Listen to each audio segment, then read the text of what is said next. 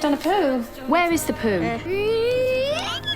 Rosie had this habit of hiding her poop, and her mom kept begging her dad to help deal with it. He clearly wanted nothing to do with the situation. Then Rosie's older brother walked in and told him mom was looking for him, so dad had no choice but to get up and check. That was when the family started searching for Rosie's missing treasure. It wasn't under the blankets, wasn't under the bed, nowhere obvious. Meanwhile, Rosie had quietly slipped away. She wandered into the living room and dumped all the snacks onto the floor because apparently making a mess was her preferred form of entertainment. Dad rushed downstairs, slipped on the snacks, and immediately blamed his son for not stopping her. Then Rosie grabbed a bottle of milk. Dad tried to intervene, but she had already poured it all over her own head. Dad was furious. Rosie was delighted. Mom finally found the poop in the doll's room and even questioned Simon about why he'd do something like that. Rosie, still in full chaos mode, ran into another room. Dad tried to send her back to her own room. She yanked open a drawer and started tossing things everywhere, even trying to shave her own face. With no other options, Dad pulled out snacks to lure her back under control, but she didn't care.